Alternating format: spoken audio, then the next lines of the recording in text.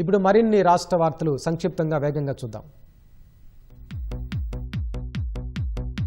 రాష్ట్రంలో విత్తనోత్పత్తిపై దృష్టి సారించి నాణ్యమైనవి రైతులకు అందించాలని వ్యవసాయ రైతు సంక్షేమ కమిషన్ చైర్మన్ ఎం కోదండరెడ్డి అన్నారు. హైదరాబాద్ బీఆర్కే భవన్లో విత్తనోత్పత్తి క్షేత్రాలపై అధికారులతో సమీక్షించారు.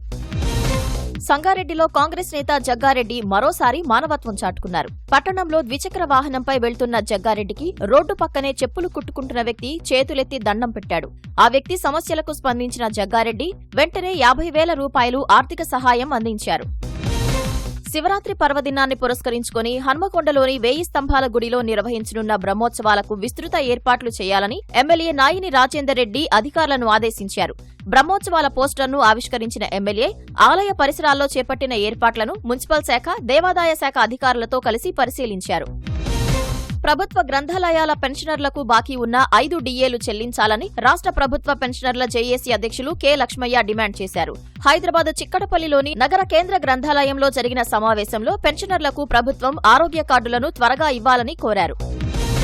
హన్మకొండలో సాంఘిక సంక్షేమ గురుకుల కళాశాలలో తీవ్ర ఉద్రిక్తత నెలకొంది. ప్రిన్సిపల్ వేధింపులకు పాల్పడుతున్నారని ఇంటర్ మొదటి, ద్వితీయ సంవత్సరం విద్యార్థినులు రోడ్డుపై ధర్నా నిర్వహించారు. తమపై దాడి చేసిన ప్రిన్సిపల్ను వెంటనే సస్పెండ్ చేయాలని డిమాండ్ చేశారు. కరీంనగర్ సివిల్ ఆసుపత్రి వద్ద ఓ కారు దగ్ధమైంది. వేములవాడకు చెందిన దినేష్ కు చెందిన కారు ఇంజిన్లో మంటలు వచ్చాయి. అప్రమత్తమైన దినేష్ వెంట తెచ్చుకున్న బ్యాగ్, ల్యాప్టాప్ తీసుకుని కారులో నుంచి బయటకు రావడంతో ప్రమాదం తప్పింది.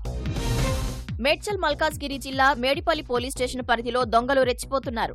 బోడుప్పల్ ఎన్ఐఎన్ కాలనీలో నివాసం ఉంటున్న విశ్రాంత ఉద్యోగి చంద్రశేఖర్ ఈ నెల 8న ఇంటికి తాళం వేసి భార్యను ఉప్పల్లో ఆసుపత్రికి తీసుకెళ్లారు. ఈ సమయంలో దొంగలు ఇంట్లోకి ప్రవేశించి వెండి ఆభరణాలు ఎత్తుకెళ్లారు.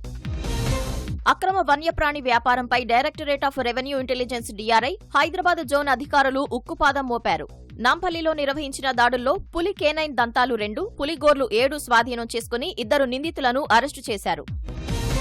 సిద్దిపేట జిల్లా అరేపల్లి పరిసరాల్లో సంచరిస్తున్న పులి కదలికలను అటవీ శాఖ నిరంతరం క్షుణ్ణంగా పర్యవేక్షిస్తోంది. పులి కదలికలను గమనించేందుకు థర్మల్ ఇమేజింగ్ డ్రోన్లను వినియోగిస్తోంది. 24 గంటల నిరంతర నిఘా ఏర్పాటు చేసి అప్రమత్తంగా ఉండాలని గ్రామస్తులకు సమాచారం అందిస్తోంది.